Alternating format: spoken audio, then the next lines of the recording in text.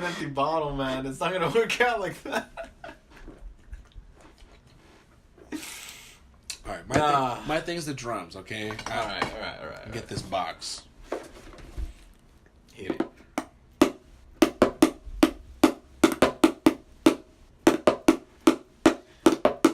Beautiful Tuesday, April 23. Yeah, all right, dude. That's a track. That was it. That's the intro, welcome, man. welcome. That's the episode. Well, that was it. That's it. Thank you guys for coming in. Hit the like button, subscribe. All right, that was really cool. Love you guys. Don't even know who we are. Bye. See ya.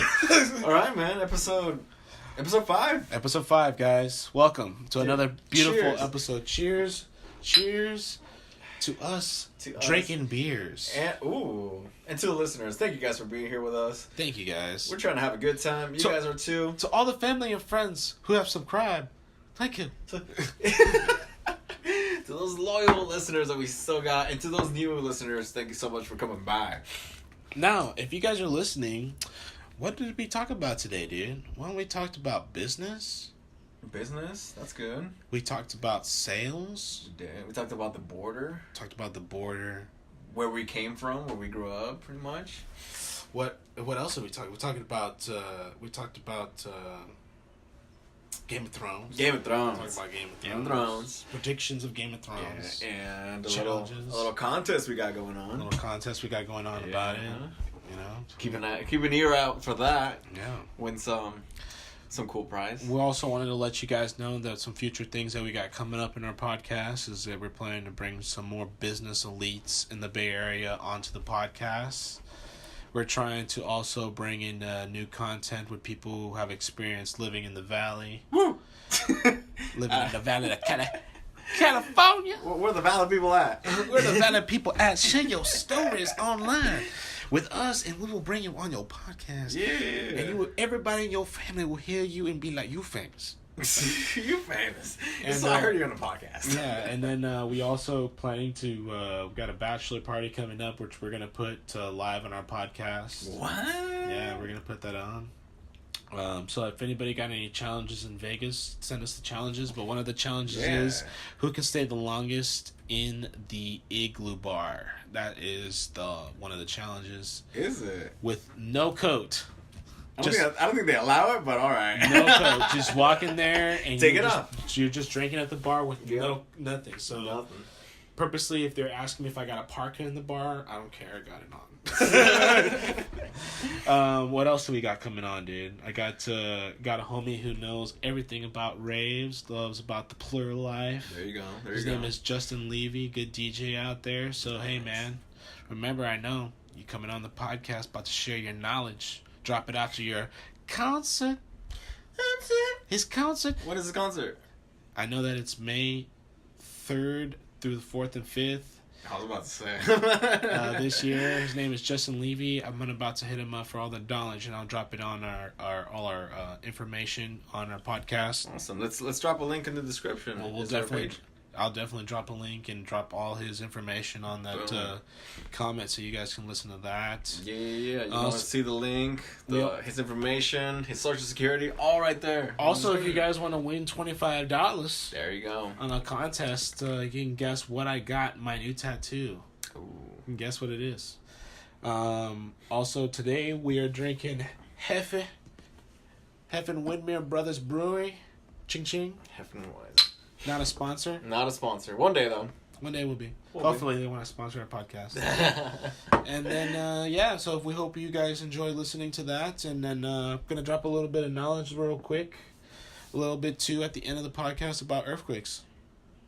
All right, guys. That's it. Enjoy it. Episode 5 must be the shit. Yeah. Says the president. Now everybody's like, oh dang, all right. I bet you episode 5 Game of Thrones is going to be the shit. Oh, it's gonna be live. Because it's the second to last episode. Can you believe there's only 6 episodes this time? The cliffhanger that's gonna be on episode 5. Can you imagine?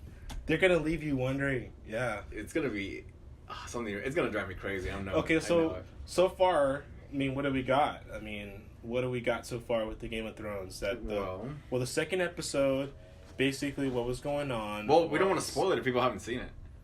Well, the second episode has already been released. I mean, what are we spoiling from 500,000 other people who haven't? I think we gotta be careful. No, I mean, we're just talking about the second episode. It's already out. All right. Well, spoiler alert as of right now. If you don't want to hear about episode 2, we'll tell you when to skip it over. Just pause it right now, and then I move ahead 20 minutes. Okay. Just to be safe. But all right, episode 2. Right now, you have that what's soft face? What's his name? Jon Snow. Jon Snow. Soft face. Soft face. He finally admitted to old hair. To his auntie that he's his auntie. Yeah. No.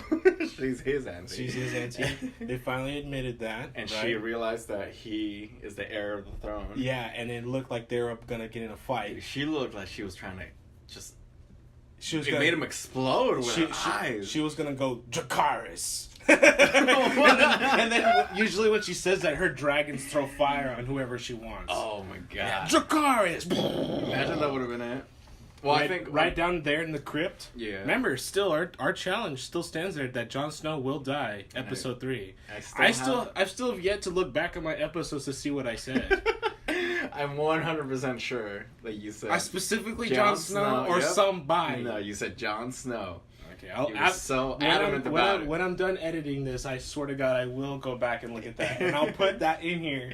If we take a break on this episode, we might even find out today. We might. We might. We just. What might. else has happened so far? You got. I got the trophy again. No. No. I don't want to hear about the trophy. Okay. Maybe the people do. You Maybe and the your people trophy. do. Maybe the people do. Maybe they want to know them. Still Okay, guys. So far in the past, since we haven't gotten a challenge for probably since the last Game of Thrones night, because technically you still did win that night. I did. Last Game of Thrones night, me and Ceasar and a couple other friends and my fiance were all in the room together after we watched Game of Thrones. We played a game of Taboo, and after Taboo, we completely went at it, guessing who did what, and Ceasar and his lady, they basically won. That's pretty much what happens. Yeah. No surprise to the audience and the listeners. But before that, we haven't battled any time since, so...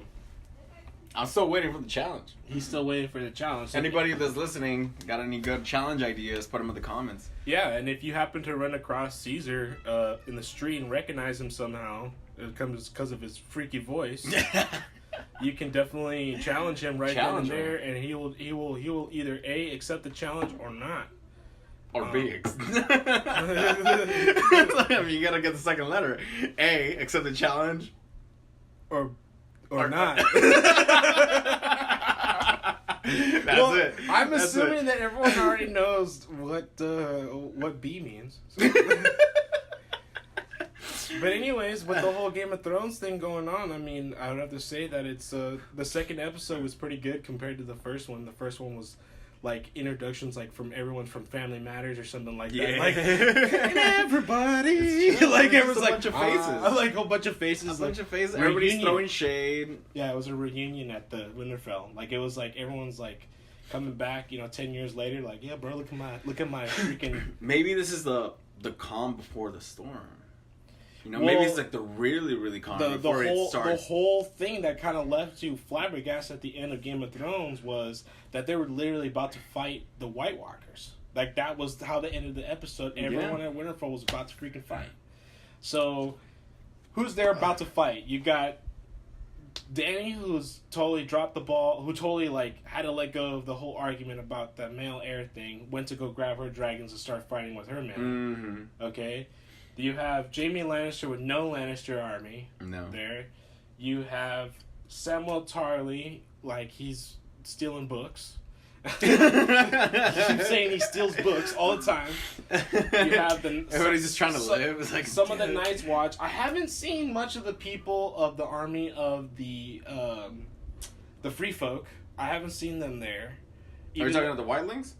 The Wildlings, they call them Free Folk, Wildlings, whatever. Yeah. And they might still be over them. They're supposedly there. That supposedly Jon Snow is the king of them or something. Yeah. And yet that one red-haired dude who's kind of like the leader of them. Yeah. Sorry guys, I don't know his name.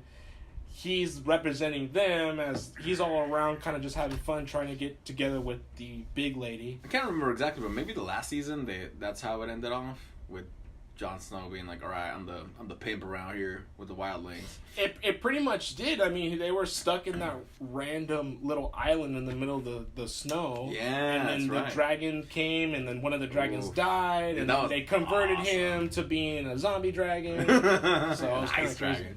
That was sick. Yeah, it's breathing ice, fire, and shit. Just like for some reason, that like makes sense somehow. Makes sense. Melted an ice wall with its ice breath. Like, I don't know how the ice breath melts at the same time. Well, technically, maybe if the breath is warmer than the a little ice bit on warmer. Yeah, just a little bit warmer. But it's instantly burning a huge wall that takes like 7 days to climb. It's like they say that in the thing. It takes a couple days to climb. Yeah, that's crazy, you know. But yeah, the show's getting interesting now. It's getting really good. I mean, calling it season 3. Technically, Jon Snow could die in this battle. I mean, you said season 3, but you mean episode 3. Yeah, you're right. Yeah, episode 3. Yeah. It's been a long day, guys. It's been a long day for Ceasar. Yeah, I mean, definitely episode 3, season 8. That pretty soon that they're gonna probably be battling, and somebody's gonna die. Someone's gonna die in this war. You think someone's gonna die? What if someone dies in every single episode from now on? Has anybody died from any of the other episodes? No, none of these past 2.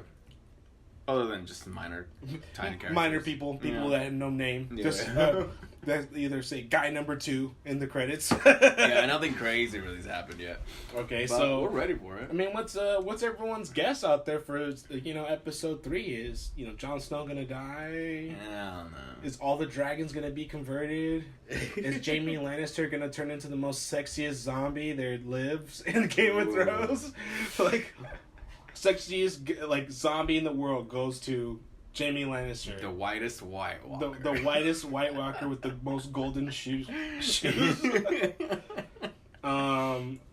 got Lady Brienne, you got the Hound there. I mean, anybody dies that goes to the White Walkers that's significant, it doesn't really matter. Everybody that dies pretty much turns into a White Walker, right? If a White Walker that's pretty kills much him. it.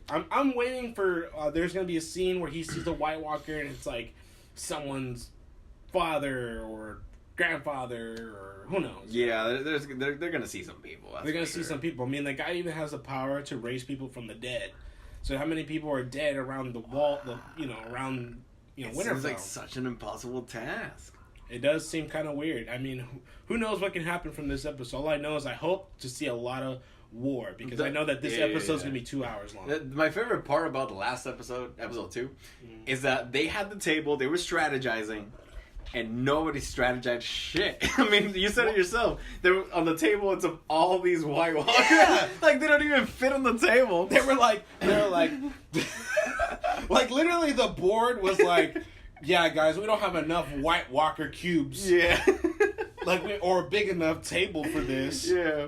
Our strategy, but their strategy is smart. They're going straight for the king. Yeah. They're going straight for the dude that can make everyone fall with one blow. Right. Which is intelligent. Yeah. But I mean that's the idea, but they didn't say like, all right, we're gonna do this and that. There's not like one genius out there who thinks about grabbing some big ass pound of gunpowder, grabbing a dragon, flying right over it, and just dropping it right over them. Not one person has thought about that yet. What would be really cool? Dropping crazy fire on the thing, and that's what they said. Like, no one's ever used fire to kill a White Walker. They used it, but in a way to kill the actual master. Yeah. No one has used it yet. I think a really cool idea that they might have is that they're making the arrows with the diamond glass. Yeah, with the dragon stone. Yeah, dragon stone. Which did kill a White Walker. Dragon glass. Once they just did a bunch of pelts of dragon glass over and everybody. So they can rain on them. Shooting them. Because they're kind of brainless. They're not smart. Yeah, they're not smart. They're not going to get out of the way. They're going to be like, or use a shield. Unless they do some, where the zombies and zombie... What's that zombie movie with Brad Pitt? Oh, World War Z. World War Z, and the zombies made a wall or a wave to climb over the walls and shit. Wait, aren't there giants also? Yeah, there is giants. Dude, those are going to be crazy. But there's only 4 of them, There's only 4 of them. They all turn into zombies. Yeah. That's all. Oh, okay. I don't remember. It's been such a long time since I watched. But you just rewatched everything. I rewatched everything. Yeah. So it was great. I love watching Game of Thrones. That is something that I hope to one day show my kids, you know? I really want to be able to show my kids the Game of Thrones things because it's going to be amazing. It's going to be amazing to show them that in the future. And I don't know, maybe as kids. But maybe ones are like maybe teenagers. yeah, I can't imagine showing that show to kids. I mean, it would take a lot for them to actually pay attention and be like, "Oh, I'm into this, Dad." If they're kids, that's true. They need to digest all the information and all these character development. Yeah, it's a very adult show, not just because of the titties. Yeah, but you know, I am waiting for the guy to serve the Blackwater. You know, the guy who's always getting paid for money and he's like always like drunk and hanging out with the midget dude. Yeah, that's one of the. I'm sorry, one of the best small person. It's one of the best characters. He supposedly got hired to go kill the Lannisters. So he's got hired to go kill Jaime Lannister, actually, out of all people, or Tyrion Lannister, which is so he's kind of like a wild card. My guess is that he's gonna go up there. I don't know. He's probably gonna teleport over there because you know. He's trying. I'm waiting for him to come out of nowhere during the war, and he's just like, "Gotcha!" I think he's gonna pretend. He's gonna shoot them. I think he's gonna pretend to be a White Walker or something. No, not pretend to be a White Walker with this crossbow. No, he's gonna pretend to be part of them and help him out. I hope he kills Jon Snow by accident. Oh man, with a bow, like an arrow intended for Jaime Lannister. Yeah. He's like, "Ooh." I mean, soft face. Jon Snow might sacrifice himself for somebody. You shouldn't call him Jon Snow. Now you should call him Aegon Targaryen. Oh, they start referring Aegon. That's supposedly his name was supposed to be Aegon Targaryen. Aegon. What a weird name. Yeah, Aegon. Unless, bear with me here. What if it's foreshadowing like Aegon, and he's gone? In episode 3, and I win the trophy. It's not gonna happen. I'm gonna bring the trophy just so you can just see it. Walk away from your house. I haven't seen it in a long time. That's true. I have not seen the trophy in a long time. I wish I could say the same, but the trophy and I are pretty tight. Yeah. We're pretty much bros. Another thing that you haven't seen is I recently got a new tattoo. Really? I did. I recently got a new tattoo.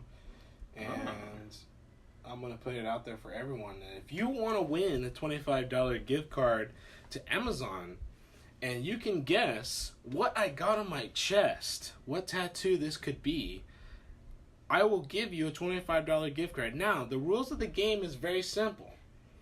It's a word, and I got it on my chest. One word. It can be anything. It can be a noun, it can be a verb, it can be an adjective, it can be a pronoun. It's ragrats. Ragrats. Okay, now. So wait, are you saying that people just have to post it in the comments? Post it in the comments. To participate in that. To participate, and that's it. If you get it right, you got it. And the only clues are that it's a one word. Okay. And it's something dear to me. That's it.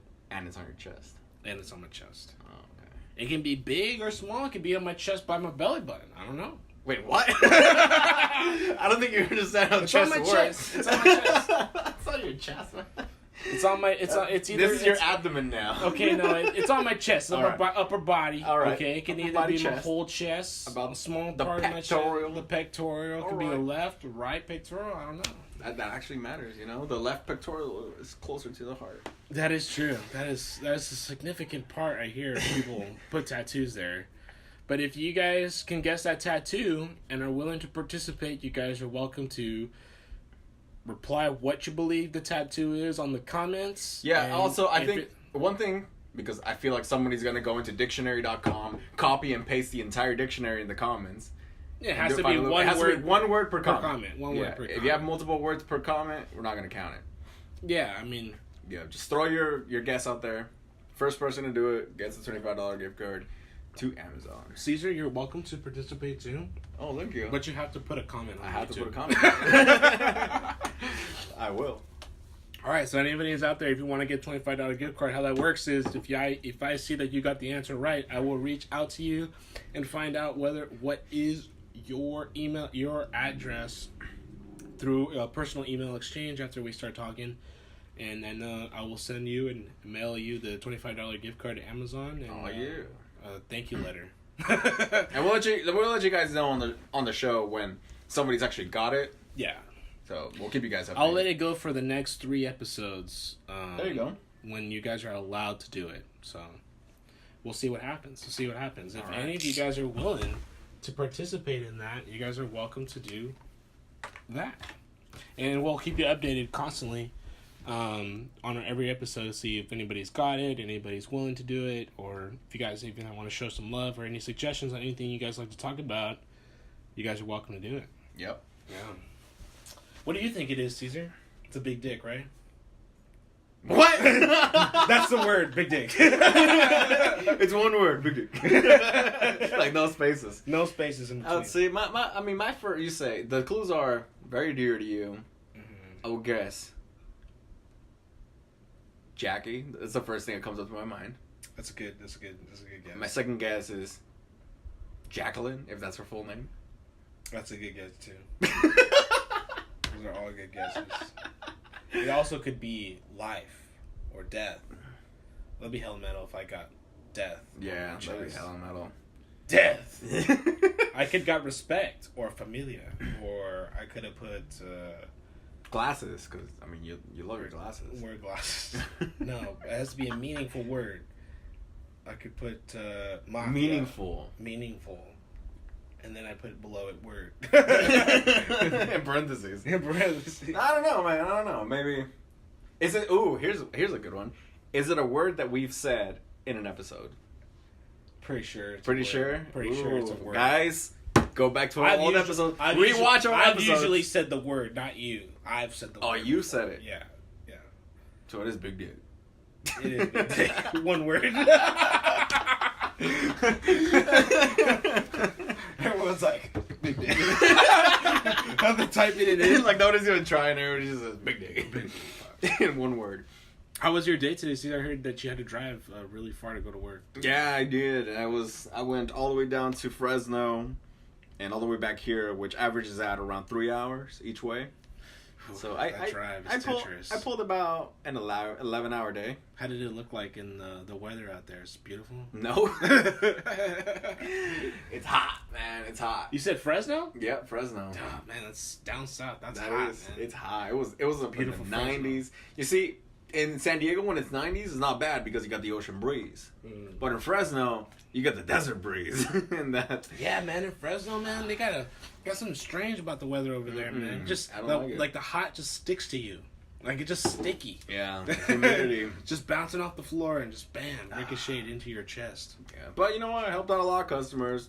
They work out there, out in the fields, and you gotta say, not in the, farm fields, the plumbers. Yeah. But help them out. I don't get to go down there too often, but it's worth it. I would love to live down in a place like that. Coming from a place, living in the city all my life, there's something about that part of lifestyle, the farming life, the people out there is just so much nicer. Life's a little bit slower. People are more celebrating parties together instead of celebrating parties separated from each other. Interesting. Okay. It's very communicated, community type of driven place. So that lifestyle calls to you. It calls to me, man. I just the whole chillness about that place, just something about it. It's funny how similar we are, but at the same time we're very different. Because it might be because I was born and raised in San Diego near the beach, but for me, the lifestyle I'm looking for is a chill beach lifestyle. Ooh, man, I would love to live in Venice Beach. In Venice, I would hate to live in Venice Beach. Why not? Why not Venice Beach? Oh man, well, I can't do LA at all. Anything LA County. Not Venice Beach per se, because that's a hard beach.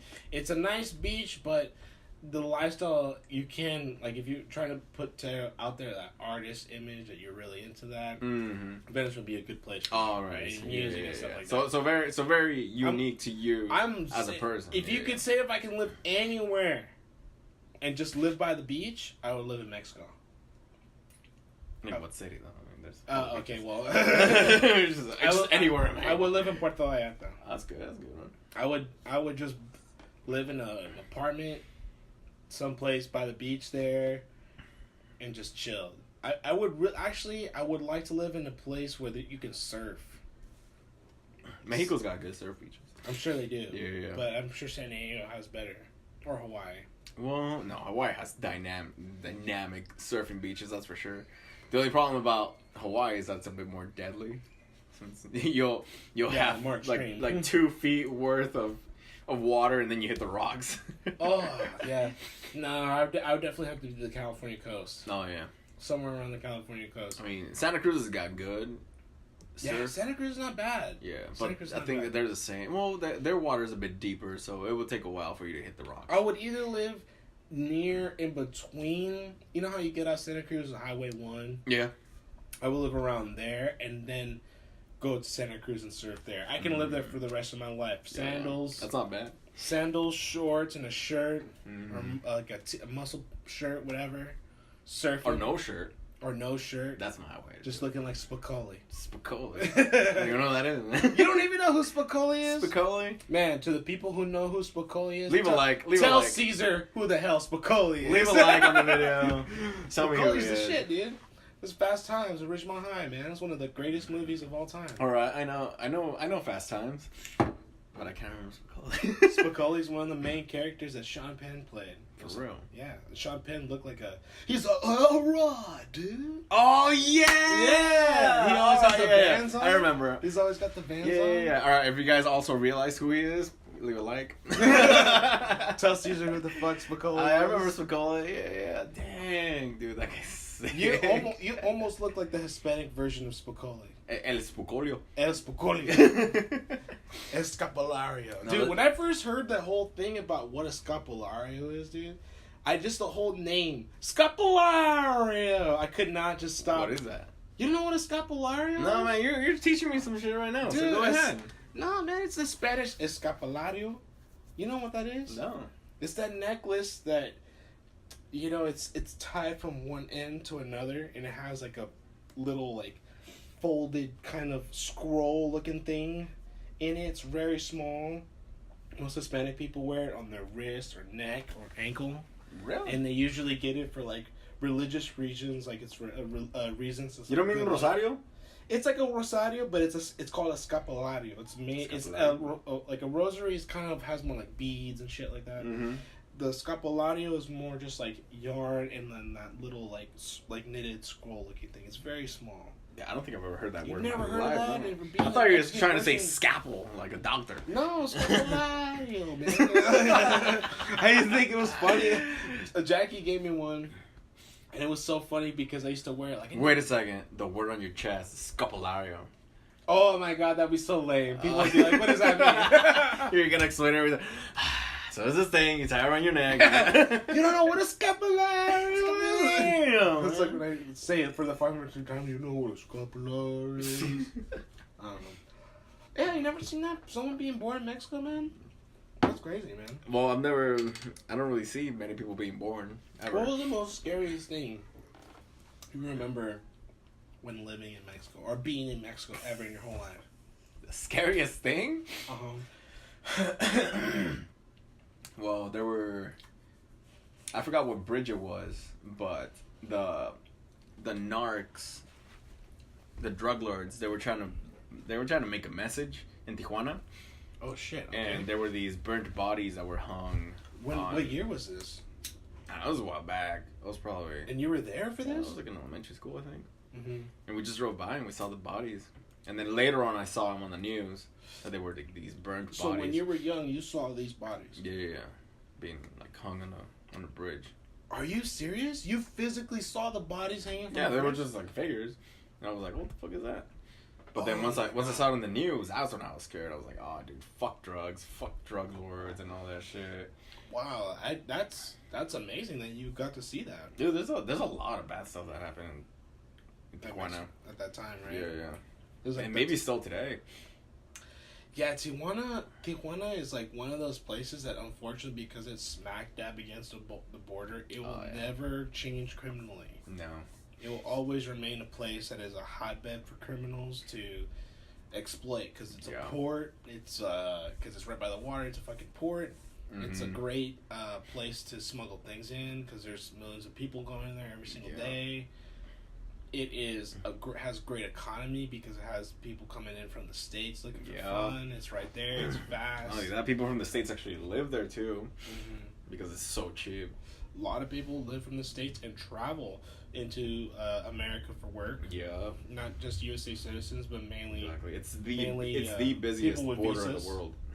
It is one of the busiest borders. I've been there before. If anybody's been there before, they know that place is busy. Yeah, it's an average. If you don't have a Sentry card, which will get you in like 20 minutes. Do you know a lot about the Sentry card system? Can you explain a little bit about it? So let me explain really quick that in line, if you don't have a ready lane passport, that's your passport as a card, and you don't have a Sentry card, you're looking at about maybe 4 hours worth of line. In line, as in you're in your car, your car, and at sometimes the main way that I have walked. Oh, you walk. Or I've gone past the borders by walking. By walking, you're averaging like hour and a half. And it's funny because the times that I've gone there was like 9:00 p.m. And it was literally like a 2-minute wait. Nice. It was like super nice. Yeah. And I walked in and I walked to the back and I was like, wait, this is America? Like, what the heck? Like, I was like, it looks exactly like Mexico. Like it was just crazy. Yeah, as soon as you cross the San Isidro, it's not much of a difference. But yeah, regular line, you're looking at about 3 to 4 hours. How do people get Sentry cards? Well, let me explain once I get there. Oh, I'm sorry. Ready lane, you're looking at about an hour, maybe 30 minutes. Sentry card, you're looking for no wait, 15 minutes. You just drive through or kind of... No, you do need to stop. So, the Sentry card, you're pretty much signing a commitment to the U.S. government, saying they do a heavy background check on you, make sure you don't have any negative speck on your record. You don't get a Sentry card. You need to be clean completely. So when you get the Sentry card, you have this commitment that you're not. Do you think you have a DUI? That's a good question. Nobody in my family has a DUI, so I wouldn't be able to say. But when you're crossing, if you cross anything illegal, it could be super punishable. That's the thing. They take away your Sentry. They'll probably fine you. What are some things that you would say that are punishable to bring over the border? That's even fruits. Fruits. Okay. I think some cheeses. Some cheeses are not. I know that my grandmas would bring in cheese. Yeah. And it's always like a big deal to them. Like, shh, I got cheese. I brought cheese from Mexico. And they would share the cheese with the family. Like these huge wheels of cheese. And they loved it, man. It was like, oh man, I got the cheese too. Like it was just kind of crazy. Yeah. Have you ever had a grandma like that? That was just like, they freak, or like a family member that freak out because they brought in cheese? No, we always got to chill. Oh, okay. Well, it was a big deal for me because, like, my family, they're from Nicaragua, so, like, if they brought something in from Nicaragua, it was like, how the hell did you do that? Yeah, like, you know? Like, that was crazy, but okay, go on. Yeah, so those, I don't think they would be punishable, but if you were to cross somebody that doesn't have Sentry, or somebody that, like, it's not even allowed to cross, you know, that's punishable, like, insane. You don't want to do that, especially with Sentry. Could you go to jail maybe if you got caught for your first time with the Sentry problem, or you could definitely get brought in and get like handcuffed? I imagine if you do something that's serious. Yeah, you get handcuffed and you probably be talking to. And if anybody who has a Sentry out there who knows and has skill with this beyond with the Sentry system, be polite and leave a comment about what we said wrong about it, because I know going there myself, you know, I knew family that had the Sentry system, and what they did with us is they dropped us off at the place where you can walk. Where you walk, yeah. We walked across. It was a very easy wait. They drove through the Sentry and they met us on the other side of town. And they pick you up. And they pick us up and boom, we're out. Yeah. And it was probably about 30-minute, 20-minute process. That's the most efficient strategy you can do. Yeah. So, but only you in the car can go past the Sentry by yourself. Only people that have a Sentry card can cross through Sentry. So you can have a full card. So if your whole family got a Sentry card, boom. Yeah. That's pretty good. And your car also needs to be authorized for Sentry. So it's probably good to get someone in with the Sentry if they happen to be young, right? Like a 6-year-old kid, you get them a Sentry card. Oh yeah. Right, your family, right? Yeah, you're good with that. Oh, that's a good idea. Yeah, I'm sure a lot of people do that. I mean, obviously, I've never heard of that before. But I imagine if you live next to a border, you're probably dealing with that a lot. I think it costs like $200 a year. Well, there was actually that story that went by not too long ago about, I think near, and I could be completely wrong. I'm sorry if people are listening to this and they or know about this, but I know that recently there was a group of a militia that was basically trying to stop illegal immigrants from crossing over the border once they got across the state lines. And what they would do is like this militia that's just normal folks, nobody with, you know, with any a license to allow them to do that. If they're not a cop, so they're not border patrol. They're not border patrol. They're not nobody. They're just free folk doing their, and they may have guns, marine, you know, plenty of experience behind what they're doing, and they stand really firmly towards what they're doing, which is cool. I remember that. I get that. But it happened pretty recently that they detained these people and they were calling the cops to get them to come get them and like be like boom boom boom, like go get these guys. You know, I explained that with the Bay Area sound like boom boom boom, right? Before me having to explain anything further, you know, basically that these guys basically got these people, detained them, and called the cops in order to get them. Now I didn't follow much about the story after that, but you know, calling it out there, to me, I don't think anybody should really be doing that, especially if you're not a cop or somebody who's a border patrol person. Yeah. Because to be honest, those people get across, and I hate to be kind of weird about this, but that's part of the game, man.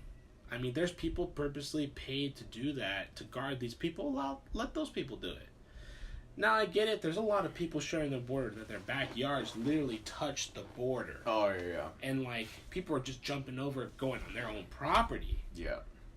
That I kind of agree with anybody who's really getting affected to that stand. Like, you got to take it amongst yourself, because at that point, you know, not a lot of people down south, you know. The thing is, you can't really trust anybody that's crossing by. You know? I think a lot of people who deal in the southern states alone deal with a lot of problems like that, where it comes into Texas, California, Arizona. You're looking at Louisiana, Florida. Yeah. They deal from a lot of people just coming into their country illegally, right? What I can imagine is kind of a little weird, you know? Like, you know, they can get a little intense because you can't just call the cops. Like, even cops don't really know what to do in that situation because it's not a common thing that they normally deal with. Well, maybe for them it is. But, you know, over there it is. They probably get them, detain them, they start calling Border Patrol, they take care of it, they transfer them over. Now, I can only hope... I know there are some people that do live, like, right borderline, that have... Like, they have a strategic way of actually dealing with this, where they... Luckily, hopefully, there are some good police or Border Patrol people that are able to handle the situation in a non-violent manner that doesn't leave anybody in harm. Hopefully. I'm just hoping. I don't know if that's the case.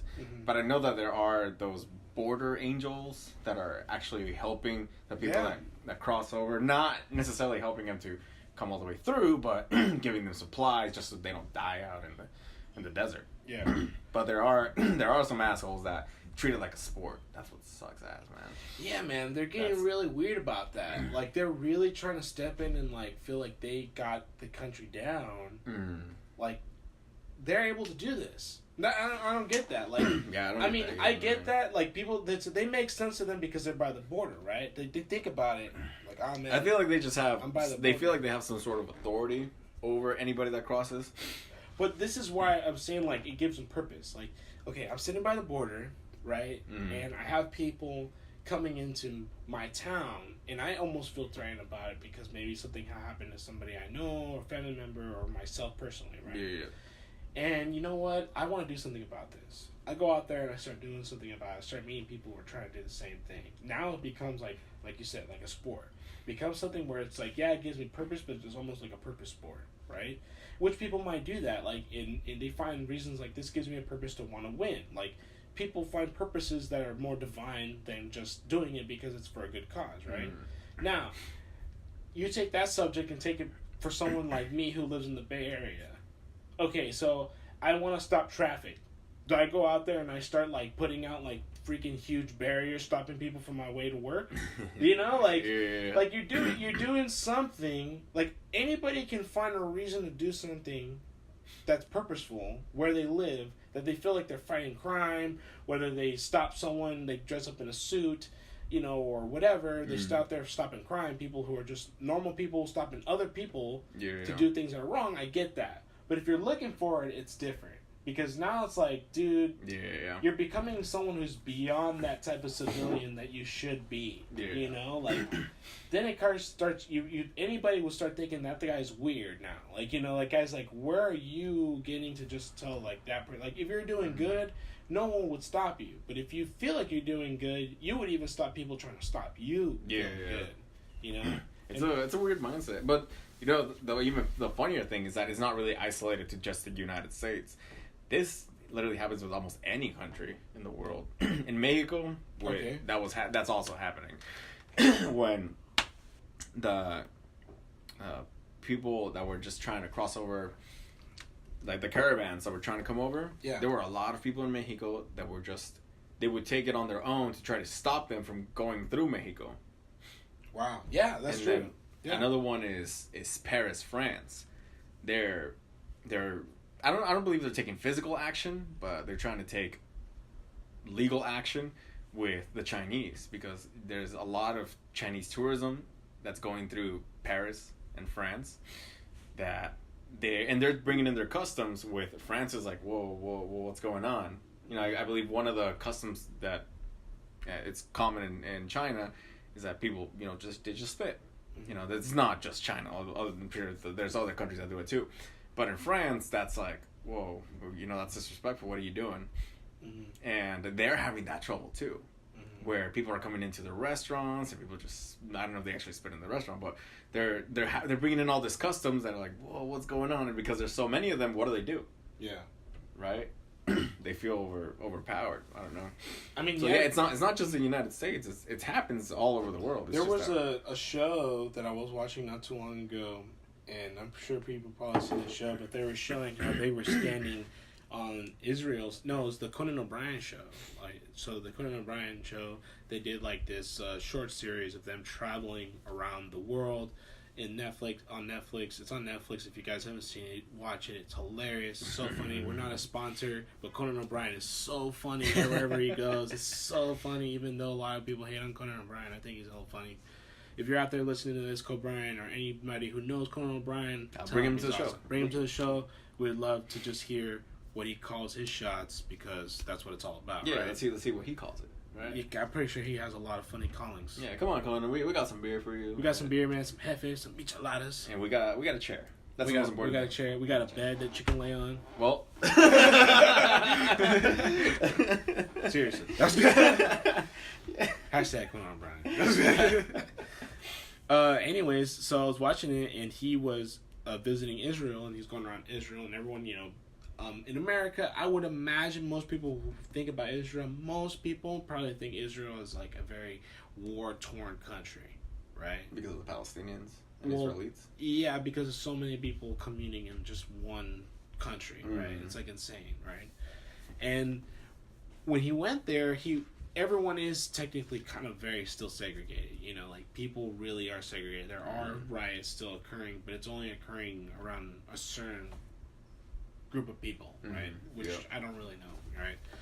And anyways, he's going there and he's visiting all these people, and recently they just had a lot of refugees come from other countries, like the Syrians. They came over there. They made their own little neighborhood over there. And if it's not Syrians, I'm sorry, guys. I gotta apologize for all the things that I'm saying, because I mean, there's a lot of things I don't know. Okay, people from another country were coming in. Okay. Anyways, another country's coming in. Anyways, he was standing over Israel, these mountains, and was looking down at another country nearby, and like he was like, "Damn, you got a good vision." Well, the camera's there. Oh, okay. The camera's looking directly, like zooming in to a country nearby. It's really like there's nothing there. There's no trees. There's no buildings. It's nothing. It literally just desert. It just drops off from the mountaintops down to the desert, and it's just like looks like little adobe houses, man. Yeah. Like nothing. And what happens is like he's hearing gunfire and like grenades just going off from a country, from a town that's literally like, I don't know, like 3 miles away, 4 miles away, maybe 10 at the most, you know, and they can visibly see it, you know, from the mountain range, and like, it's just gunfire going off, man. And then they're saying like how many times people, they come running from that town over to that country to be able to just find some type of sanctuary, refuge. Some sanctuary away from all this violence from where they're at. Scary, man. That's different life, man. It is a different life.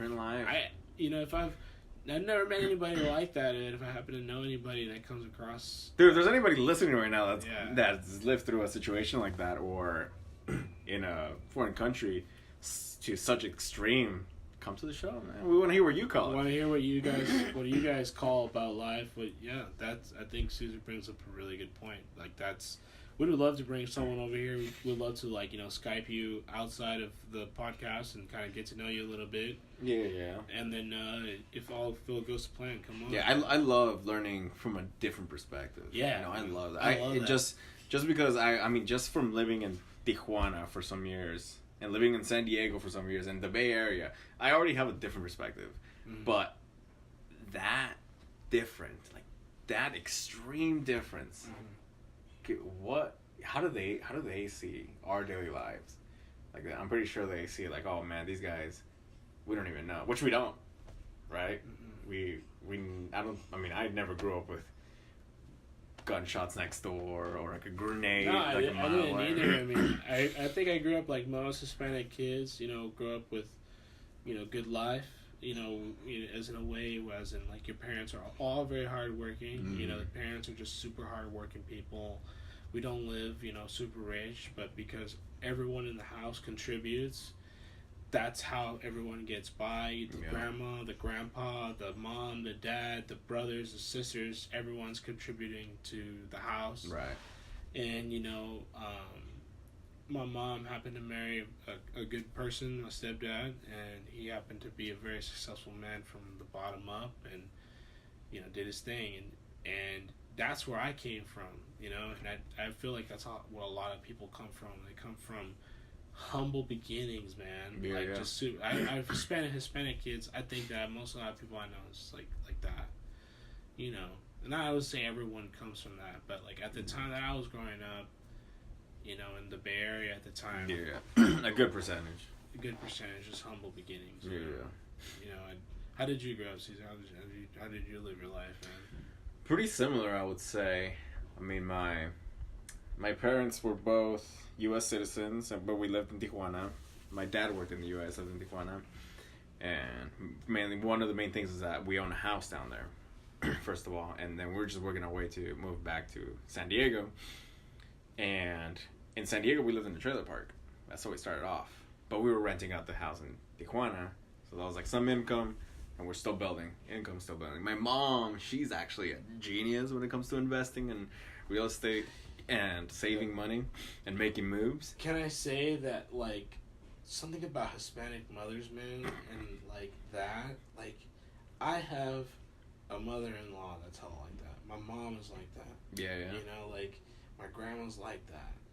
You know, there's just something about Hispanic women and like figuring out money. It's like there's something like they got that shit. Yeah, I don't know what Hispanic it is. men suck. I'm not gonna lie, man. I know, man. Well, most stories I hear I got about like $40 in my bank account. Yeah, I got like no money in the bank account. Always going out, but not like us, but like more like even further way back, dude. Just way back, like years ago. Like most grandparents have the same fucking story. Like the grandpa was a drunk, hella cool dude. Hella cool dude. Just doing hella drunk stuff out in the streets, just fucking up shit. Like, it's so weird. Like, it's so weird that most people have that. Hispanic people have that story. Like that backstory. That backstory, you know, it's just weird. Something about that alcohol, man, and Hispanic people. Yeah. That tequila, bro. That's true, man. I mean, the women in my family, they're all geniuses, and they know how to handle money the correct, like... Isn't that crazy? Yeah. Oh, Hispanic women, dude. If there's any Hispanic women, hit the like button. Hit the like button, and we'll keep going. I want to see that, because for real, man, Hispanic women out there, you know, as much as men want to be machismo and shit like that, like, most of the time, like, yeah, we're tough, but man, when it comes to money, we don't know shit, man. And I'm just joking. Like, that's not a generalization. You know, it's just like, you know, it's just most people I've run into. Like, you know, not too many Hispanic men have that. I feel like mindset. Not too many people know how to. You have to money, go to man. school. Go to school for that. Maybe not just that. Maybe more than that. It takes some personal. I feel like people need to learn the real value of money. Now, Ceasar, I know that you and me both come from some type of business background, right? Yeah. And I remember that you were talking to me about some business things and sales strategies that you've been talking about lately. Now, what kind of things that you wanted to bring today? I would love to learn from you because I don't know shit about business. Well, I'll talk about myself later. Yeah. I'm very modest. I feel one essential skill that I wish they taught in school, but I think one essential skill that everybody will always need forever in their life is sales. Mm-hmm.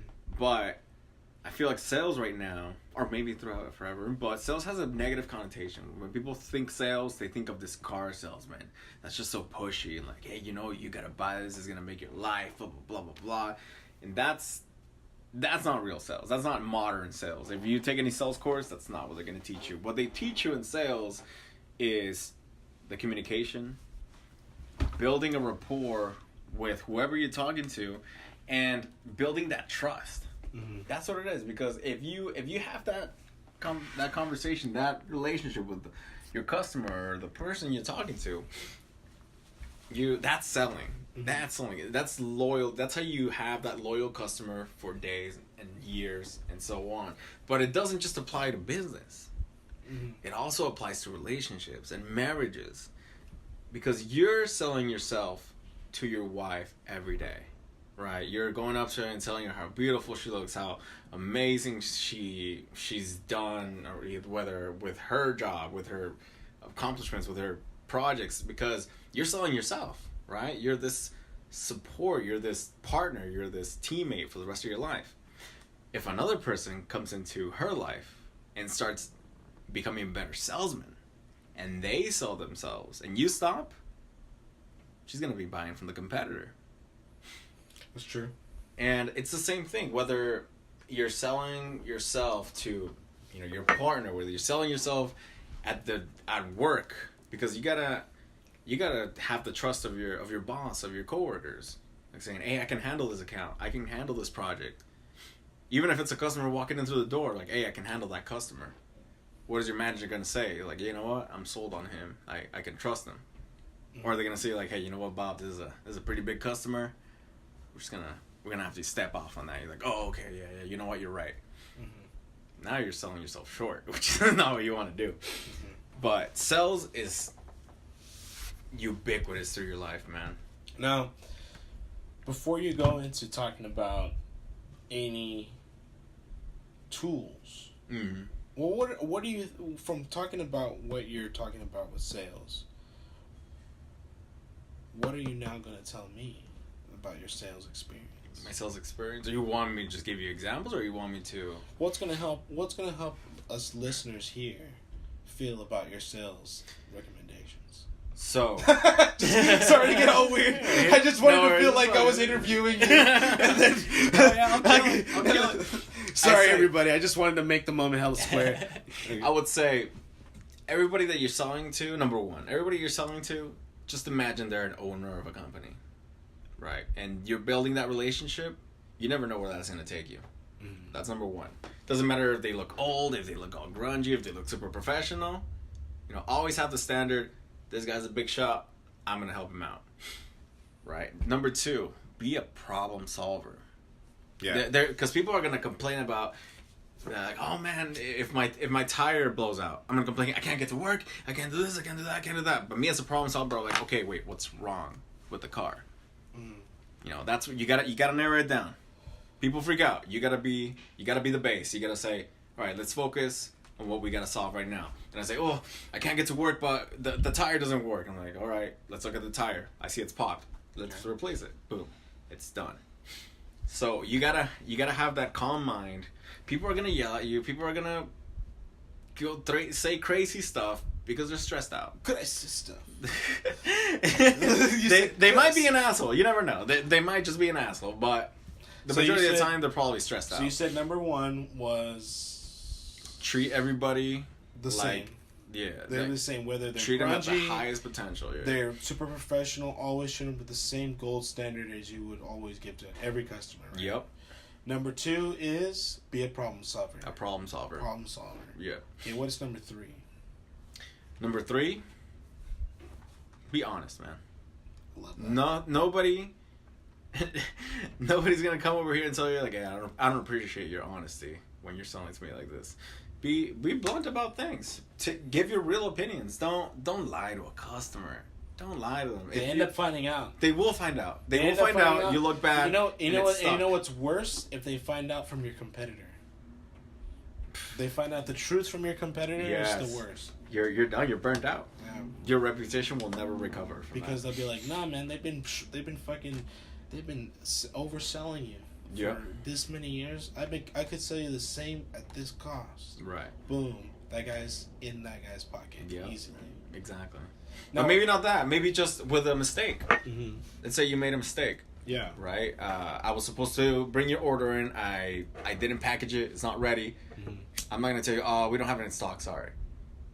Like no. I'm gonna own up to your mistake. People appreciate you owning up to your mistake far more than a lie. Yeah. Like if you were to tell me, yeah, you know what, I messed up.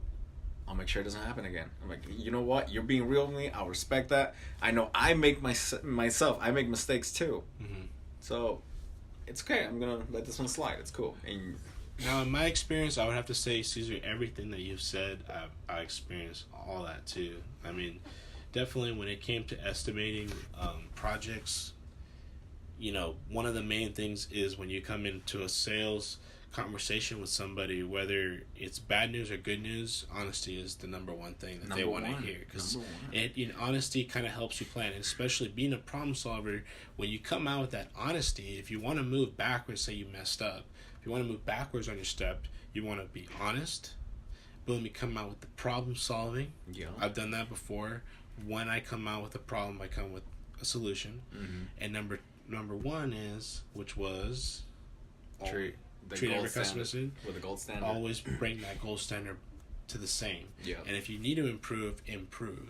A lot of the situations I used to do with the customers that I knew that was going to give me a lot of work coming up, I would always give them a good price for that same sequence of a job. If I noticed that job was going to be the same, yeah, I would give them a good bid on each one. I'd probably knock off 10% on each cost. Reason why is I know that's 3 solid projects I'd get. Mm-hmm. Another thing I used to do for customers a lot was to always talk to them on the phone. There's something about being personal with your clients on the phone, and being able to call them at any point in day, whether they need you to help them with you have an issue in the job, or if there's something going on where you need to figure out with cost that they need to figure out and close the deal. If they've already got a late bid from a competitor, the best thing to do is to know that sometimes if they share inside knowledge with you about what your competitor is giving to you, that means that client really trusts you a lot more. To get that kind of insider knowledge from them. And because if they didn't trust you, they would just immediately go to the competitor. You know, a lot of funny things that I've got because of emails is if people are out there, be careful with your emails. Be so careful with your emails. Why? What happened? Well, I could tell some embarrassing things, but I will not tell them. But I'm just saying that, like, out there, I've gotten, like, bids from our competitors that they'll send us their bid form to their client. They're supposed to sell to their client, but they accidentally send it to us. Oh yeah, that happens. That happens all the time, right? So you're seeing how much they're charging this. You see how much they're charging that. Those things are insider knowledge, man. When you work in a small company, it's so interesting to be there when they start talking about sales. They start talking about like who the competitors are doing. How can you step it up? And it's like always good to be part of that small business curve. Like, maybe other people are doing it for sure, but what's cool about it is that to see that either the first or second owners kind of bring the company up. Usually the second owners are always the hardest, usually not the best after the first owners. Oh, yeah. You know, it usually takes a couple owners after that. But if you have that tenacity, I think for the first 3 owners, from what I hear, usually after that, if a fourth person wanted to buy from the company, whether it be from the family or from somebody else who probably took over at that point, usually that means that business will take on. But if it can last 3 rounds of that, changing business owners, it has a good business model. Right. You know? Now, notice, I want to make a point to the listeners that throughout these entire explanations, not a single time did we mention product, because product is the easy part, right? The hard part is those 3 steps, those 3 ideas, because that's what really is sales. True. And you can, if you have those skills, you can take it from one job to the next one, to the next one, to the next one. It doesn't matter where. If you become an expert on a product and you think you're going to be a perfect salesman, you know, hey, you may have your market, but if that product fails, what are you going to do? Yeah. I think if you want to even say and disprove any myths right now, we could. I mean, I'll disprove a myth right now. When it comes to sales, a lot of people think that you have to do a lot of kiss-assing, right? Not necessarily. It depends on what industry you're in, especially coming from an industry I came from. It's really hard-nosed, you know? You got to just be blunt with that person, you know? Yeah, you go get a little dinner together, get some food together, or whether you get lunch together, or you're at the meeting and maybe you might strike up a really good conversation. Some of the best things to do is to just be real with that person right then and there. Tell them about your weekend, what you're doing. People like that. Sometimes it gets Some people hard kiss ass. Some people kiss ass. Some people do, and they do it in some people do it in a very obvious way, which is not very good. It doesn't look good. It doesn't look good. If you ever get caught for some obvious, really put the brakes on that as soon as possible. If you ever get caught in that situation with the boss or with someone a client you're trying to work with, I definitely recommend that when you get a client, you definitely want to make the client give you trust, and your first job is going to speak for your name. Right. You screw up on your first job, it's going to be really hard to get on a second chance. So you really want to make sure you're at full throttle at when your first job with the client, whatever you're doing. If you're talking about delivery of your first product, that your products are on time. If you're talking about a service, that your service is complete, that there's no errors, that your time is even below the expectancy. And that's not kissing ass. That's providing amazing customer service. That's all it is. Amazing customer service does not equate to kissing ass. I mean, there's a lot of companies that follow that model now. That Amazon really takes care of their customers. I mean, if something goes on, they call you. Something goes on, people have seen that. Big companies that do and strive for that customer service on the phone, or those email reminders, those are the businesses that are really changing the game and really following that new routine that's going on. Customer driven. I mean, what I would say, if it comes down to the service game, where it came to construction, plumbing, came to cubicle construction, I think the new age thing for that is to be a very clean process technically. I think a lot of companies, what they struggle in, they come into a lot of bumps in the road where it could stop in peak construction time completion. A lot of things because of lack of labor, whether the parts don't come in right. Logistics just didn't work out. I think what's going to happen is that they're going to have to be a more steady process and for people to figuring out what they want, and then also with the delivery of that product, whether it be a building and stuff like that. That's what I predict in the future from what I'm getting, and being in the service would like that. Another customer that people forget all the time, and I see this at my workplace too, and every single workplace, is the internal customer, which is your coworkers. Those are also customers that you got to sell yourself to with your own experience and how you present yourself at work. And we talked about this in another episode, how when you're at work you can see who gives a shit and who doesn't give a shit. When you go to work, it's tough. It's also tough to deal with the ebbs and flows of everyone, because there are high times of people who are really good in sales, and that can be a competitive mark. But I think the best thing is consistency. Being a consistent person is always giving, and always giving a good number every single time. I have to admit, Caesar, you probably do a lot more sales than me. From my experience, I dealt with a lot more operational side of things. So my whole life's been sales. Yeah, I dealt with a lot with the point when it came into fulfilling that operational standpoint of customer service. Like, you really gotta be on time. You really gotta make sure that guy says what he was gonna say he was gonna do. Like, and you guys deliver. You know, it does not look good in a service standpoint when your guy shows up and he does nothing for you, and it just wastes the customer time for 1 hour. You know, those things are horrible, and especially for being a salesperson. Like, I've gotten calls from salespeople directly to me, you know, because I'm the customer service guy who's trying to fulfill their promise to their customer. You know, it's a bummer. So it's really tough in the service industry because it's almost usually a 3-point person in business, whether you're getting hired from a contractor who's contracting you or subcontracting you, and then you're, you know, they're trying to satisfy the customer's needs and stuff like that. You know. Business. Yeah, I know that was drilling. We're gonna take a quick break and we're gonna come back. Yeah, guys, grab a snack real quick. Right now, we're gonna come back. And we're back. We're back from our break.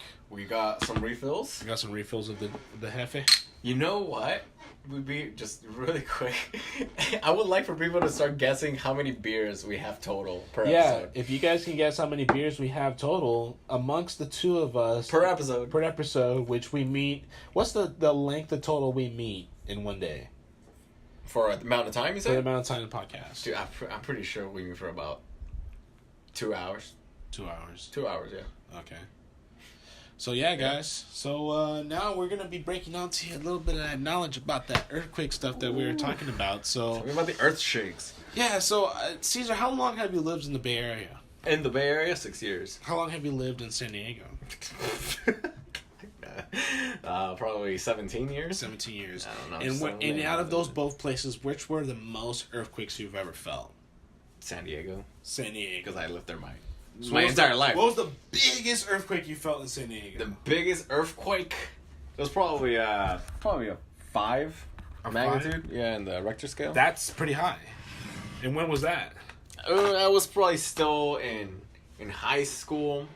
It was one afternoon, laying in bed. I suddenly see the walls like in S shapes. Like, imagine Jell-O. You shake it. That's what it looked like. The entire house looked like an S. Yeah. From the inside.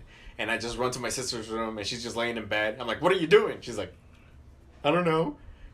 Now, I don't know if most people know this, but living in an earthquake-prone country is probably the most dangerous place a person can live. Reason why is, especially by the water, is because there's so many fault lines where the earthquakes usually tend to happen. Yeah. That what's the most destructive thing after that is the aftermath of one earthquake. Because earthquakes usually lead to landslides, they lead to tsunamis, which is one of the most biggest things that's happened not too long ago in Sri Lanka, when that big, super big earthquake from outside the Indian Ocean just went crazy and hit out all the shores of India that happened not too long ago, if people remember that. Killed almost, 200,000 people, just ridiculous number.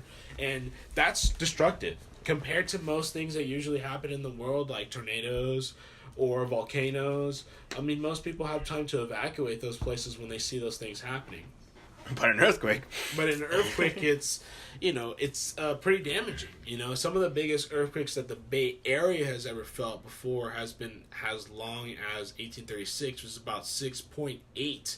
With 6.8 is a fucking huge ass earthquakes, because if anybody remembers the earthquake back in 1989 when the Giants and the Athletic A's, the San Francisco Giants and Athletic Oakland A's were playing each other at that San Francisco side of the Bay Area, and the earthquake happened.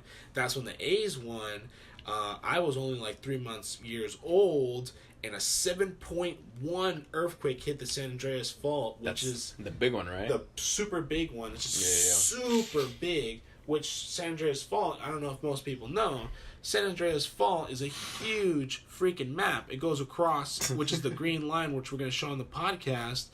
It goes literally up north, past Petaluma, all the way down to even past, almost down to Santa Cruz. If anybody knows that, that's a long, long drive. That's, I would say, And that's close to a 4-hour drive. That stretches all the way almost down to south of California. So yeah, that's right. That's probably something that you probably felt. It's a huge thing, and a lot of people say that fault actually pushes out part of California separate from the United States, but actually that's wrong.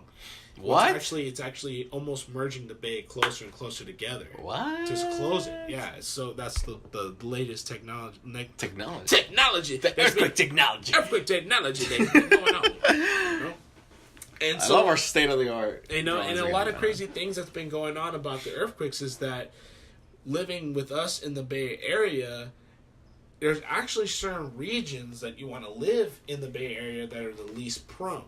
Okay, so the most prone area... Wait, prone to what? To damage? To earthquakes. Earthquakes? Yeah, so... But, I mean, earthquakes have a span of miles on the aftershock. They do, but see, the thing is, I don't know how long you've lived here on this earth. I'm 27. I'm 27. I'm 29. I was born in 1989. So you were. In the times that I've lived, okay, I've only experienced about 2 major earthquakes in my life. Now, the first one, I was only 3 months years old, which I got a story to tell.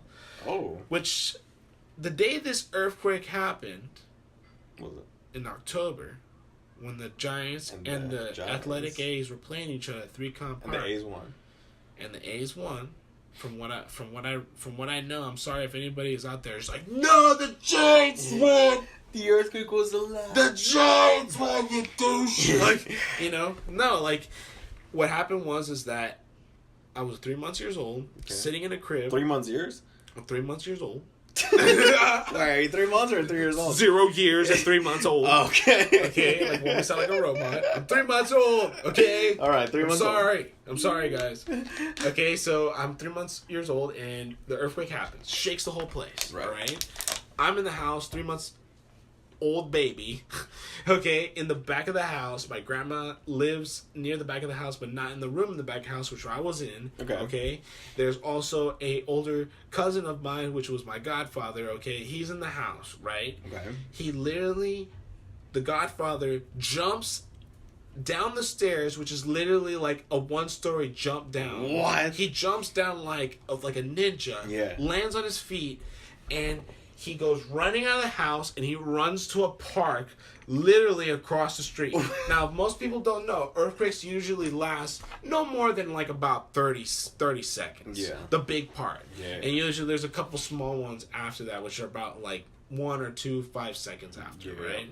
And so at this time, when the big earthquake shake, and this guy, my godfather, ran out of the house, my grandma went to go check on where he was, because while this was taking place, my grandma was literally like Mel Gibson style, broke the door open because it shut closed with her feet. She was like, I don't know how old she was. She definitely was not 40. She broke the door open with one kick, kicked the door open, grabbed me out of the crib. I was 3 months years old, and ran with me down the stairs of the house and ran across the street to the park. And after she checked and grabbed me with one hand, holding me, looking like out the window, like a football player, looking for my godfather, screaming for his name, he sees him waving across the street like this. I'm over here, Grandma. Like, I'm over here. Like, it's so funny that happened, but he did that. I would have been the opposite. I would have broke the door, grabbed the baby and the grandma in one hand like 2 footballs, and then jumped down the street. But I just didn't have that power at 3 months old. But a lot of people don't understand that the most scariest place to live in the Bay Area, because in that time, they predict that there's going to be an earthquake in between more than 6.0 in the next 30 years. Now, the last time that happened was in 1989. Okay? Yeah. So in 30 years from now, it's bound to happen. Okay? 1989, 2019 is 20 years ago. Now, the last biggest earthquake that's ever really happened after that is in 2001, which was a 5.1 in Napa, and in 2007 on the Calaveras Fault was a 5.6. Now that wasn't a 6.0, but it was enough for people to feel and kind of like maybe see some small amount of destruction and stuff like that. Which the Calaveras Fault runs right through Hayward.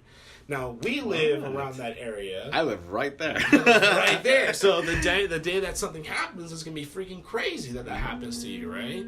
Now, a lot of people don't understand that living actually in the East Bay, like in the Oakland region, so anywhere you guys see the big mountains at, so the big mountain range that runs over from Berkeley to Richmond, all the way down to Oakland, to San Leandro, to Hayward, and it goes around that corner of the valley and splits up like a Y from 580 to 680, right? Yeah.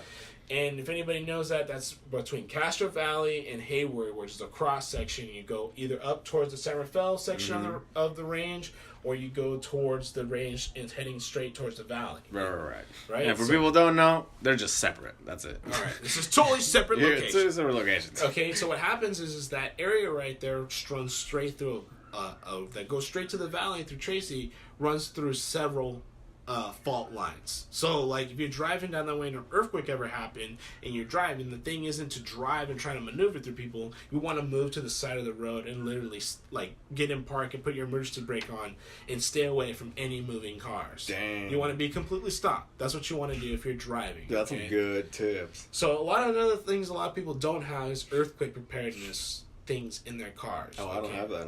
No one has that. Unless it's food. Like, you know, maybe some a leftover French fry on the floor. Oh, yeah. Or maybe a couple of, you know, cheese from the bottom of the wrapper at McDonald's. Oh, I got like 3. Yeah. Yeah, several, right? Several.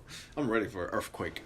So anyway, you did say it lasts like 30 seconds, so I mean, a wrapper cheese is gonna. Yeah, but the thing is, the destruction after earthquake, after it falls after that, this is the problem. Because usually after earthquake, it shakes up all your foundation. Right. So it destructs all your water supply, destructs your electricity lines, destructs all your gas supplies if you're trying to use natural gas at times. Oh, yeah. And then also destructs your house and your foundation, which leads to flooding into your house. You can't use proper things, and can also lead to killing your family if you don't have a properly structured house, especially if you live in an apartment complex. Yeah. Most people in San Francisco, all the old buildings and stuff like that, they probably need to get retrofitted by now because there's actually a law out there in San Francisco. Exactly. People don't know that. Look into your law books because there is a law about people needing to get retrofitted in their apartment complexes that are now getting retrofitted to this day because they need to oblige by city law that just now just put into not too long ago. Yep. Now, the most dangerous place to live in the Bay Area, Ceasar, what would you guess would be? My guess, from looking at this little map right here, the most dangerous place, my guess, is Mill Valley. Mill Valley. Mill Valley is by where, sir? By Santa Rosa? Right here. Okay, right there. Yeah, that's pretty scary because it literally merges in between the line, the black line, which is the green line. And Mill Valley, for everybody's trying to look it on the map, it's on top of San Francisco, just straight up, so right below San Rafael. The black line is the San Gregorio fault line, which runs from literally the top of Mill Valley down towards Santa Cruz. And then there is the green line, which actually runs from the San Andreas Fault, which is actually the most dangerous place to live anywhere near you in the Bay Area. So if you lived in San Francisco, you lived in Santa Rosa, you lived in San Reyes, you lived in San Jose, more towards the Santa Cruz area, that is one of the major places that's probably more than likely 31% likely to be hit with a over 6.0 earthquake in the next maybe 10 years, because supposedly it's within the 30 years. It's already been 20 years, and there has not been any earthquake over 6.0 since then. Okay, so you know what? I've never challenged scientists, but I really hope they're wrong. Well, yeah, I hope in my lifetime I never have to experience a really bad big earthquake. Okay, so the next likely place for a huge earthquake to happen is actually the California. Wait, was I right? Mill Valley? Or was I wrong? No, well, it's San Andreas Fault. I would imagine that's pretty dangerous because it lives literally meets right on in between next to each other. It's really literally right on each other, so it kind of sucks. All right, the next likely place, what do you think is the second most scariest place to live? Second scary. By looking at this map right here, I would say Hayward. That's true. So the next scariest part is actually yellow line, which is 21% most likely to actually have a big earthquake more than 6.0 in the next 10 years. So 30% over here near the coast, now, and then 20. And so as you go further out towards inland, it's the less likely chance for an earthquake to happen. So more than when you get into the red, orange lines, or the blue line, the bluish line over here. You actually get like 4%, 3%, 4% likely to happen. Man, so Walnut Creek, Concord. So if you live in the Sarah area, the Livermore area, the Tracy area, it's the safest. It's the safest place to live in the Bay Area if there were to be a huge major earthquake. Now, if there was an earthquake now that happened out in the ocean and something like that, yeah, you could get a tsunami. You could get in some really coastal damage. Yeah. You could get into water rising in marshes where people live by the oceans. I mean, we live very close to the water we're at right now. We do. And, you can literally... some of these houses can just take a couple steps and you're just stepping into a huge part of the Bay Area. So, yeah, you can see some water rising. You can see a lot of things damaging. Now, what are you going to do with your preparedness in that? A lot of people in the Bay Area do not have earthquake preparedness because, why?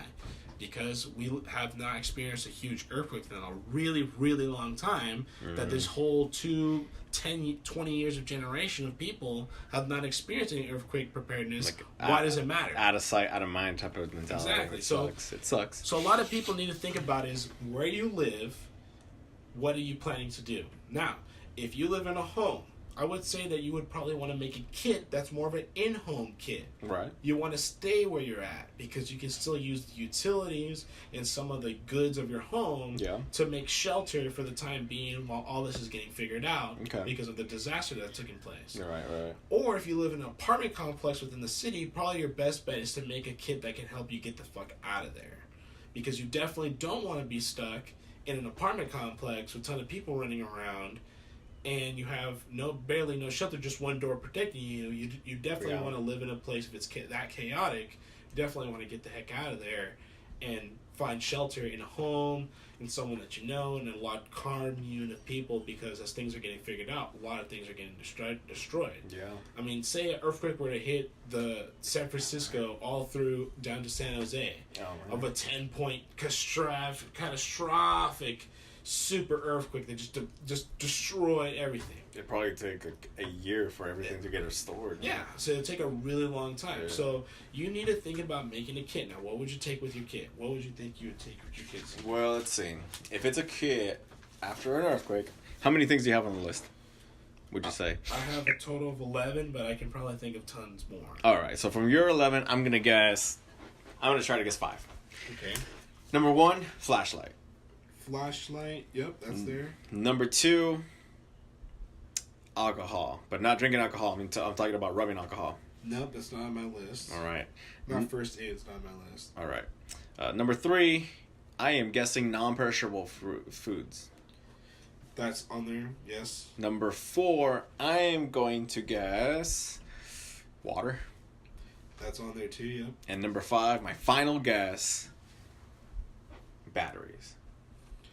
Batteries. Yep, that's on there too. All right. Okay, so I got one. Those are really good. Really good. You got 4 guess, and then you made a new one, which was a first aid. It didn't really come out with that. So you need they usually call these kits bug out kits or a bug in kit. So a bug in kit's a kit that you stay in the house. Bug out kit's a kit that you stay out the house. Okay. That's usually what people refer that to in the industry of survival. Okay. Now, my main thing is that you want to bring a cooler. Reason why you want to bring a cooler is to store all your stuff, and the reason why a cooler because it floats in water. Okay. Nice. Now you want to bring water. In case of tsunamis, makes sense. Right. If you want to bring water, that's a good idea too, right? But a lot of people, if you know where you're going to stay at, and you have at least running water, whether it's not good or not, you have water that you can use osmosis tablets in. You can actually use water. It's like a 2 to 4 week process. Sometimes some things have it really rapid, and you can actually use those tablets to convert bad water into good water. Potable water. So canned water was my canned food was the third thing that people should bring. Yeah. You definitely need canned food to be able to survive. Bring a tarp. Tarps are good. They're versatile. Really good one.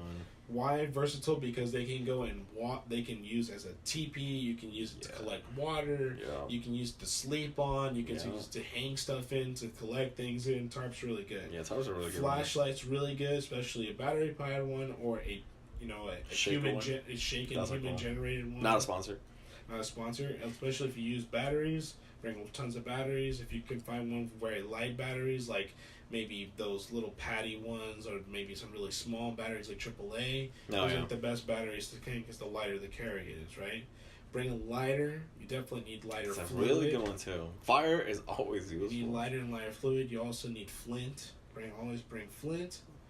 Then, if you're gonna bring an out kit where you're gonna move out, bring a cooking pot. You definitely need a cooking pot. You need a gas-powered portable. I was gonna ask you. Gas-powered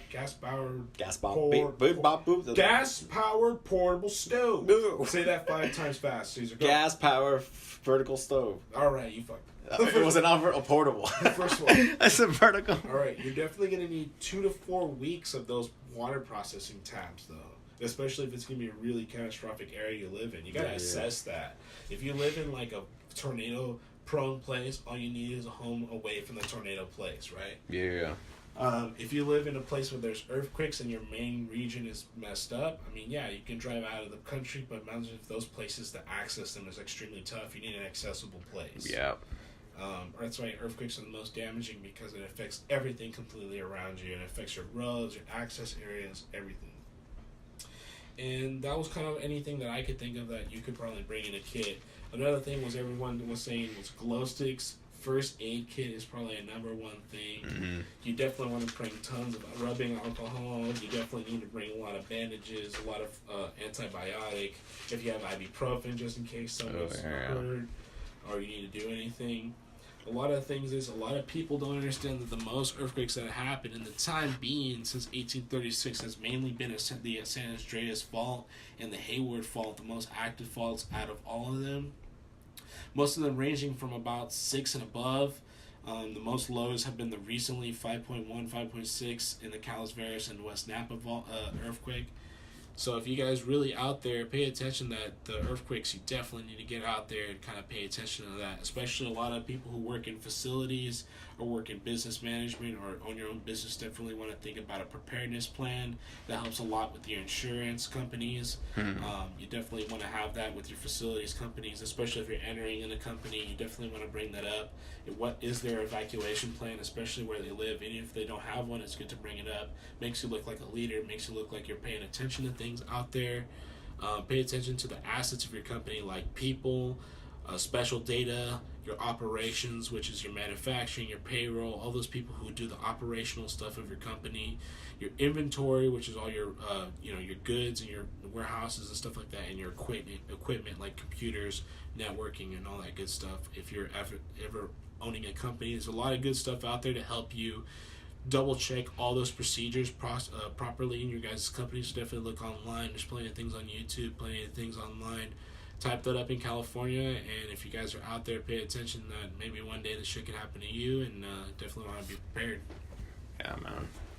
Hopefully not anytime soon. Yeah, man. And no anytime at all. All right, so all you guys out there need to be prepared. Get to call out your shots. Definitely don't want to be stuck out in the loneliness. Yeah, we gotta call it. You gotta call it on ourselves. We're not prepared. Not prepared, man. Not prepared. We gotta get going to be prepared. All right, check it out. All right, guys. Bye. All right, we're gonna call it. Man, what are you doing? Calling it. All right, we're gonna call it. No, but you gotta end it with like a